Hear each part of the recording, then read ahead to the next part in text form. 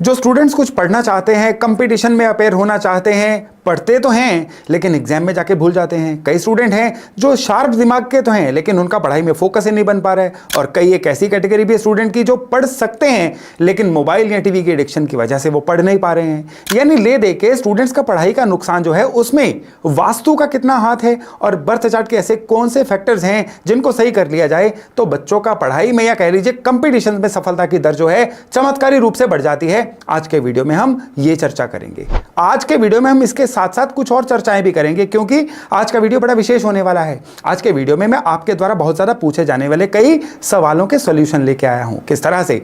जैसे कि कई लोग पूछते हैं कि हम किराए के घर में रहते हैं तो क्या किराए के घर में वास्तु करना पॉसिबल है, क्योंकि वहां पे कुछ भी चेंज करना है, तोड़फोड़ करना तो उनकी अथॉरिटी में नहीं है। बिल्कुल, इसका भी जवाब जो है मैं इसी वीडियो में आगे जाके आपको दूंगा।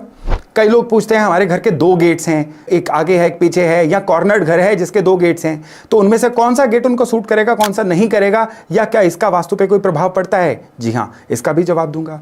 और कई लोग कहते हैं कि हमने तो वास्तु के नॉर्म्स के अनुसार ही घर बनाया था लेकिन दिक्कतें जाने का नाम ही नहीं ले रही हैं, तो उनके लिए भी जवाब है। उनका जवाब कैसा है कि भाई आपने कुंडली से अलाइन नहीं किया था अपना घर। कुंडली से जब तक आपका घर अलाइन नहीं होगा वो घर वास्तु बैलेंस नहीं कहलाएगा। किस तरह से कुंडली से घर अलाइन हो सकता है यह भी हम आज के वीडियो में जानेंगे। तो आज का वीडियो बड़ा रोचक होने वाला है, बड़ा नॉलेजफुल होने वाला है, बड़ा ही पावर पैक्ड होने वाला है। इस वीडियो में बने रहिएगा। नमस्कार, मेरा नाम है योगेश शर्मा और स्वागत है आपका happy life with Yogesh Sharma में। तो कंपटीशन एग्जाम एक तरह से प्रेशर कुकर होता है, बस उसमें सीटी ही नहीं बचती है। प्रेशर जो है ना स्टूडेंट पे इतना ज्यादा आता है कि क्या ही कहने। ये तो जिसने ये भुगता हुआ है ना वही बता सकता है कि उस समय मनोदशा क्या होती है। क्यों ना हो, लाखों लोग जो है कंपटीशन एग्जाम का फॉर्म भरते हैं, उनमें से कुछ सैकड़ों या मैक्सिमम हजारों लोग ही तो सिलेक्ट होते हैं। यानी जो सिलेक्ट होता है वो लाखों में एक होता है।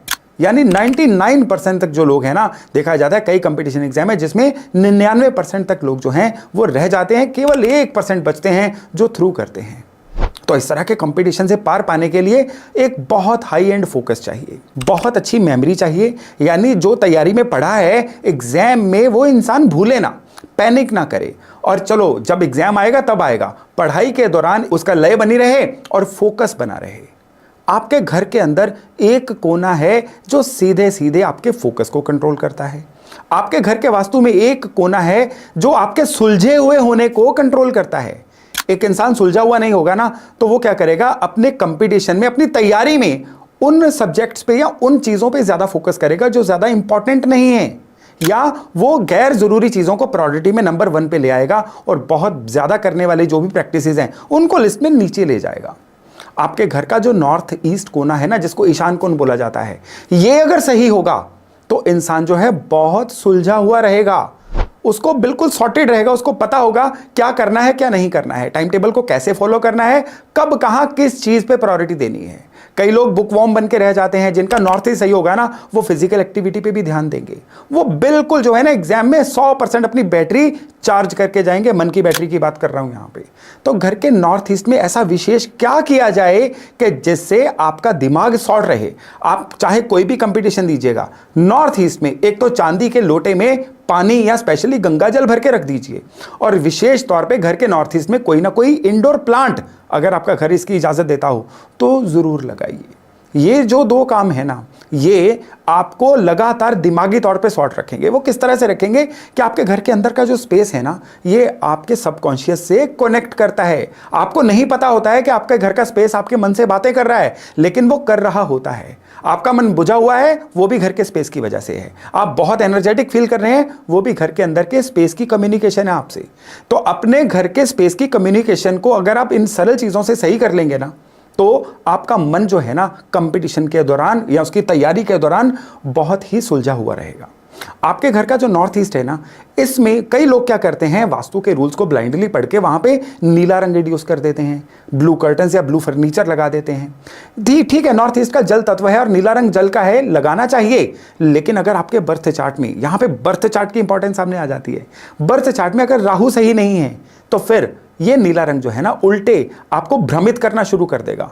आपको लगेगा कि ये फलानी चीज़ों की तो तैयारी करनी ही नहीं चाहिए, पिछले 6 साल में नहीं आई, इस बार भी नहीं आएंगी। इस तरह का जो सेल्फ क्रिएटेड इल्यूजन्स होती हैं ना, ये नॉर्थ ईस्ट में नीला रंग दे देता है उन लोगों को जिनके बर्थ चार्ट में राहु सही नहीं होते। इसलिए अगर आप अपने घर के नॉर्थ ईस्ट में हरा रंग देते हैं पौधों के थ्रू, और साथ में आप चांदी के किसी बर्तन में गंगा जल भर के रखते हैं ना, तो यहाँ पे चंद्रमा की ऊर्जा, बुध की ऊर्जा, बृहस्पति की ऊर्जा, ये वो ऊर्जाएं हैं जो आपको इंटेलिजेंस भी देंगी, जो आपको मौके पे क्लिक करना सिखाएंगी, जिसको मौके पे चौका बोलते हैं ना, वो करना सिखाएंगी, ये आ जाती हैं। अब आपके घर के अंदर एक और कोना है जो आपके पढ़ने के शौक को इंडिकेट करता है कि वो शौक से पढ़ेगा। एक बुझे मन से पढ़ना जो है ना, पेरेंट्स ने कह लिया पढ़ लिया, या पेरेंट्स ने जबरदस्ती बिठा दिया तो पढ़ लिया, वो नहीं होना चाहिए। अंदर से किक आनी चाहिए, पढ़ना है। और वो किक कहां से आएगी? आपके घर के अंदर ना एक एरिया है, ये एरिया 2 दिशाओं के बीच वाला एरिया है। कौन सी 2 दिशाएं? एक दिशा है पश्चिम यानी वेस्ट, और दूसरी दिशा है नृत्य कोण यानी साउथ वेस्ट। इन 2 दिशाओं के बीच वाला जो एरिया है ना, ये छोटा सा एरिया होता है 11 से 15 डिग्री का। इस एरिया को आपके फोकस का एरिया बोला जाता है। यहां पे जो भी एक्टिविटी होगी ना, ये आपके फोकस को कंट्रोल करती है सबकॉन्शियसली। कितनी इंटरेस्टिंग बात है। यहां पे सपोज करिए टॉयलेट है, टॉयलेट की एक्टिविटी क्या है? हर चीज को ड्रेन कर देना। आपका फोकस जो है ड्रेन होता रहेगा, आपको पता भी नहीं चलेगा कि कब आपका फोकस ड्रेन हो गया, आपको पता भी नहीं चलेगा कि कब आपका मन पढ़ाई से उठ गया। आप बुक खोलेंगे, आपको लगेगा ऑलरेडी पढ़ा हुआ है, बड़े शौक से पढ़ना शुरू करेंगे, साथ ही साथ आपको पता ही नहीं चलेगा कब आपका हाथ मोबाइल पे चला गया, या आपने मोबाइल की रील्स देखने में तो 2-2.5 घंटे वेस्ट कर दिए, पढ़ाई के 15 मिनट में ही उबासियां आनी शुरू हो गई, शरीर थकना शुरू हो गया, भूख लगनी शुरू हो गई, और 20 काम याद आने शुरू हो गए। ये तब होता है जब ये जो एरिया मैंने आपको बताया है ना, ये एरिया डिस्टर्ब्ड हो। इस एरिया में कुछ भी खराब पड़ा होगा ना, उसका सीधा कनेक्शन आपकी पढ़ाई के शौक से बनेगा। तो इस एरिया को एक तो साफ रखिए। यहां पे पढ़ाई से संबंधित आप अपनी बुक्स रख सकते हैं, आप अपना पढ़ने का कोई स्टेशनरी का सामान रख सकते हैं, आप चाहे यहां बैठ के पढ़ सकते हैं, अगर आपके घर का कक्षा जो है इसकी इजाजत देता है तो जबरदस्त रहेगा आपके फोकस के लिए।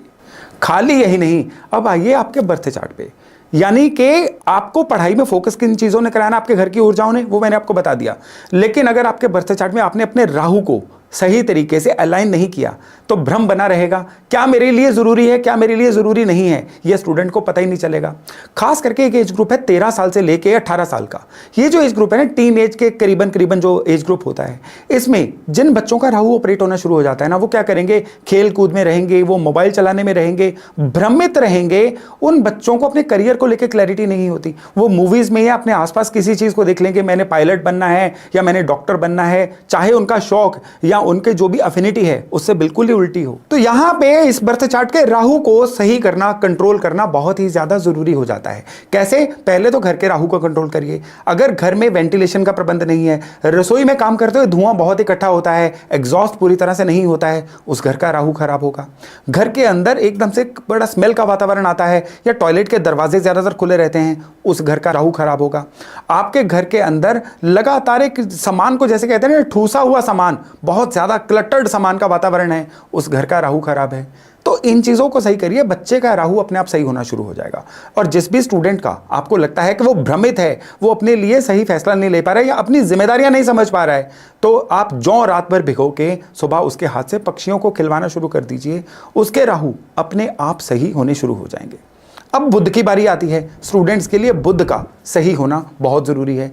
जो भी स्टूडेंट बुध खराब वाले होते हैं ना, क्या करते हैं? मन से पढ़ते हैं लेकिन याद नहीं रख पाते हैं, चीजों को ढंग से कॉन्सेप्ट नहीं समझ पाते हैं, रट्टा जिसको लगाना, क्रैमिंग बोलते हैं ना, वो करनी शुरू कर देते हैं। और फिर क्या होता है? उनकी स्कोर या कंपटीशन पे उनकी सफलता नहीं मिलती है, और वो सोचते ही रह जाते हैं, इंफीरियरिटी कॉम्प्लेक्स में आ जाते हैं कि क्या गलती हो गई हमसे, या उनके अंदर एक कॉम्प्लेक्स आना शुरू हो जाता है कि हमारी शायद बुद्धि उतनी नहीं है।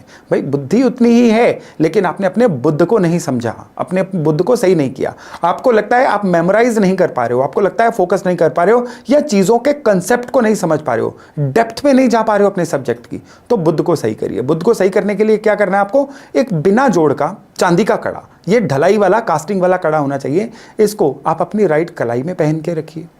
कांसे का बर्तन लीजिए, ब्रॉन्ज का, और उसमें खाना खाना शुरू करिए। उसमें कम से कम एक समय का खाना खाना तो शुरू करिए। ये बुद्ध को सही करने का स्टूडेंट्स के लिए एक चमत्कारी रेमेडी है। और स्पेशली ये मैं अपने कई रील्स में कह चुका हूं, शॉर्ट्स में कह चुका हूं, स्टूडेंट्स को कभी भी बेड पे बैठ के नहीं पढ़ना है। उसका कारण क्या है? बेड की ऊर्जा 12th हाउस से जुड़ी हुई ऊर्जा होती है, रिलैक्सेशन की ऊर्जा होती है। और ये रिलैक्सेशन की ऊर्जा जो है, जब आपकी बुद्ध की या गुरु की ऊर्जा से जुड़ती है ना, तो ये कभी भी आपकी पढ़ाई को आपके यूज में नहीं आने देती है। स्टूडेंट्स, जमीन पे बैठ के पढ़ लो, आप टेबल चेयर पे बैठ के पढ़ो, कहीं पे भी पढ़ लो, लेकिन बेड पे बैठ के पढ़ोगे ना, तो आपकी पढ़ाई सिर्फ गुजारा रहेगी, टाइम पास रहेगी। ये पढ़ाई कभी भी आपको कंपटीशंस में कोई बहुत अच्छी सफलता नहीं दिला पाएगी। तो बेड पे बैठ के पढ़ना जो है ना, स्टूडेंट्स के लिए बहुत बुरी तरह से मना है। अब कुछ स्टूडेंट्स हैं जिनके जुपिटर खराब हैं। जिनके जुपिटर खराब हैं, उनको क्या दिक्कत आती है? उनको यह दिक्कत आती है कि वो किसी भी सुपर स्पेशलिटी वाले फील्ड में सक्सेस नहीं ले पाते हैं। कई कंपटीशंस वो बुद्ध की वजह से निकाल लेंगे, राहु अच्छा होगा तो चमत्कार की वजह से कोई कंपटीशन निकाल लेंगे, लेकिन जब आगे जाके फर्दर स्टडीज करनी होती है, या कह लीजिए पढ़ाई का फायदा नहीं उठा पाते हैं। किसी फील्ड में पढ़ेंगे, किसी फील्ड में जॉब लग जाएगी, यानी कि पढ़ाई जो है ना, उसका पैसा वसूल नहीं हो पाता है जिनके जुपिटर खराब होते हैं। तो जुपिटर को सही रखिए। जुपिटर को सही रखने के लिए एक तो थोड़ा बहुत अपनी धार्मिक आस्थाएं कोई ना कोई थोड़ी बहुत बना के रखिए। किसी गुरु को भी आप मान सकते हो, या किसी गुरु की शिक्षाओं को मान सकते हो, लेकिन गुरु को सही करने की घर में एक वंडरफुल टेक्निक आपको दे रहा हूं कि घर के अंदर हवा का आदान प्रदान जो है वो जरूर रखिए। स्पेशली आपका जो स्टडी रूम है, उसमें हवा का आदान प्रदान रहेगा ना, तो आपके गुरु सही रहेंगे और बदले में आपको पूरी तरह से सक्सेस मिलेगी। कई सन्ड्री कारण ऐसे बन जाते हैं जिसकी वजह से स्टूडेंट्स जो हैं भ्रमित भी रहते हैं या फोकस नहीं भी कर पाते हैं। जरूरी नहीं है बुध राहु गुरु इन्हीं की कोई ना कोई खराबी हो, घर के अंदर कोई ना कोई और एरर जो है वो हो सकता है जिसकी वजह से स्टूडेंट्स जो है सही परफॉर्म नहीं कर पा रहे हैं। तो अगर आपको समझ नहीं आ रहा है क्या हो रहा है, तो आपको एक उपाय दे रहा हूं। मोर के पंख लीजिए, 11 मोर के पंख, अपने कमरे में उनको आप उल्टा करके लटका दीजिए, डंडी ऊपर पंख नीचे। ये मोर के पंख जो है ना, स्टूडेंट्स की जितनी भी नेगेटिविटी है उनको बहुत अच्छे से दूर कर देते हैं। और साथ में ओम सरस्वती नमः, मां सरस्वती का पूजन रोज करिए। ये जो ऊर्जा उनसे कनेक्ट होगी ना, ये आपकी पढ़ाई की कई बाधाओं को दूर करेगी ही करेगी। एक अन्य सवाल है कि हम अगर किराए के घर में रहते हैं, किसी किराए के अपार्टमेंट में रहते हैं, तो उस जगह का वास्तु सही करना पॉसिबल है? क्योंकि वहाँ पे लैंडलॉर्ड हमें इजाज़त ही नहीं देंगे किसी ना किसी तरह की तोड़फोड़ की। तो भाई सबसे पहली बात कि तोड़फोड़ करना वास्तु करना नहीं होता है। असल वास्तु वही होता है जो बिना तोड़फोड़ के हो जाए। तो किराए के घर में रहने वाले लोगों का वास्तु बड़ी आसानी से बैलेंस हो जाता है और उसमें कोई भी तोड़फोड़ नहीं होती है। कोई 1000 में से एक कारण होता है जिसमें तोड़फोड़ करना अनिवार्य होता है, लेकिन बाकी 999 केसेस में बिना तोड़फोड़ के पूरा वास्तु बैलेंस हो जाता है। तो अगर आप किराए के घर में भी रहते हैं या किराए के अपार्टमेंट में, फ्लैट में रहते हैं, आपकी सरकारी एकोमोडेशन है, तो उसमें भी वास्तु को पूरा बैलेंस किया जा सकता है। एक अन्य सवाल है कि हमारे घर के 2 गेट हैं, कॉर्नर्ड हाउस है उसके 2 गेट हैं, या हमारे घर के आगे और पीछे 2 गेट हैं, तो हमें किस गेट को ज़्यादा प्रायोरिटी देनी चाहिए? कई लोगों के बर्थ चार्ट में मंगल अच्छे नहीं होते हैं, राहु अच्छे नहीं होते हैं, उन लोगों को साउथ का जो गेट है उसको ट्रीट करवाना चाहिए। कई लोगों के सूर्य अच्छे नहीं होते हैं, उनको ईस्ट का जो गेट है वो सही करवाना चाहिए। और जिन लोगों के बुध जो हैं किसी पर्टिकुलर पोजीशन पे होते हैं, उनको नॉर्थ फेसिंग जो प्रॉपर्टी होती है या नॉर्थ फेसिंग गेट है उसको सही करवाना चाहिए। तो डिपेंड करता है कि आपके बर्थ चार्ट से कौन सा गेट टैली कर रहा है, कौन सा नहीं। जो नहीं टैली कर रहा है उसको बंद करवा दीजिए या उसको वास्तु के अनुसार बैलेंस करवा दीजिए। तो आपका पूरे का पूरा घर जो है, चाहे उसके 2 तरफ भी गेट हैं, आपको सूट करना शुरू हो जाएगा। तो यहीं से अगला सवाल निकल के आता है। कई लोग कहते हैं कि हमने तो अपना घर जो है वास्तु के रूल्स के अनुसार बनवाया था, हमारे आर्किटेक्ट ने कहा था कि ये नक्शा जो है ये वास्तु के रूल्स के अनुसार है, साउथ ईस्ट में किचन है, नॉर्थ ईस्ट में मंदिर है, वगैरह वगैरह। तो यहाँ पे आने के बाद हमारी ट्रबल्स तो बड़ी ही हैं, तो हमें कैसे पता चलेगा कि हमारे घर की वास्तु ऊर्जा सही है कि नहीं? भाई आपको इस घर में आने के बाद अगर ट्रबल्स बड़ी हैं तो इस घर की वास्तु ऊर्जा डिस्टर्ब्ड है। वो इसलिए है कि वास्तु के रूल फ्लैट कभी नहीं होते हैं। वास्तु के जो भी रूल्स हैं ना, ये आपके बर्थ चार्ट से अलाइन होते हैं। कुंडली के अनुसार अगर वास्तु होगा तो उस घर में आने के बाद केवल और केवल बरकत ही आएगी। कुंडली के अनुसार वास्तु नहीं होगा ना, तो उस घर में आने के बाद ट्रबल्स जो हैं वो रुकने का नाम नहीं लेंगी। उदाहरण के तौर पे आपको बताता हूं, 5 तत्व हैं, अग्नि, पृथ्वी, जल, वायु, आकाश। इसमें से अगर आपके बर्थ चार्ट में अग्नि तत्व खराब है, अग्नि राशियां जिनको मेष राशि कहा जाता है, सिंह राशि, धनु राशि, ये अग्नि राशियां हैं, ये आपके बर्थ चार्ट में खराब हैं, तो 100% आपकी ट्रबल्स की जड़ जो है ना, ये आपके घर की रसोई होगी। आपके घर की रसोई को सही कर लेंगे ना, तो आपके जीवन की कई ट्रबल्स जो हैं वो ठीक हो जाएंगी। ठीक उसी तरह से जल राशियां जैसे कि कर्क राशि, वृश्चिक राशि, मीन राशि, ये आपके बर्थ चार्ट में खराब हैं। तो अब धन की दिक्कतें तो आएंगी ही आएंगी, कैश फ्लो की दिक्कतें भी आएंगी, और आपके घर में जो भी नॉर्थ एरिया या नॉर्थ ईस्ट के बीच में जो एरिया है ना, यहां पे आपकी समस्याओं की जड़ बैठी होगी। तो आपके बर्थ चार्ट को देख के आराम से बताया जा सकता है कि आपके घर के वास्तु में दिक्कत है कहां पे। इसलिए कभी भी फ्लैट वास्तु रूल्स जो हैं उनको अप्लाई मत करिए। कई जगह पे होता है कि आपके घर के अंदर ग्रीन कर्टन्स, ग्रीन दीवारें या बहुत ज्यादा ग्रीनरी नहीं होनी चाहिए। कई केसेस में होता है कि आपके घर के अंदर ब्लू कर्टन्स या ब्लू फर्नीचर नहीं होना चाहिए। या कई केसेस में इस तरह से होता है कि आपका बेडरूम पर्टिकुलरली जो है आपकी कुंडली के धन स्थान के साथ अलाइन करना होता है, ताकि जीवन में आपके धन की बरकत बनी रहे। तो कुंडली के अनुसार अगर अलाइन करेंगे ना, तो पहली बात तो है कि धन की जो भी दिक्कतें हैं वो हटेंगी। दूसरी बात, घर के अंदर आपसी सामंजस्य, आपसी तालमेल का वातावरण बनेगा। अब किसी एक घर में धन भी लगातार प्रचुर आ रहा है, हेल्थ भी अच्छी हो रही है और आपको आपस में भी तालमेल अच्छा बन रहा है, तो और जीने को क्या चाहिए। तो उस घर का वास्तु में आप 10 में से 8 नंबर तो उसको दे ही सकते हो, लेकिन ये तभी होगा अगर आप उसको अपने बर्थ चार्ट के साथ अलाइन करोगे। ये बड़ा वास्ट सब्जेक्ट है, मैं आज आपको केवल आपके द्वारा मोस्ट इंपॉर्टेंटली पूछे गए सवालों के ही जवाब दे रहा हूं। तो दोस्तों, आपका घर केवल एक रहने का स्थान नहीं है, आपका घर आपका एक इस तरह का टूल है जो आपकी तरक्की में बहुत ज्यादा सहायक हो सकता है।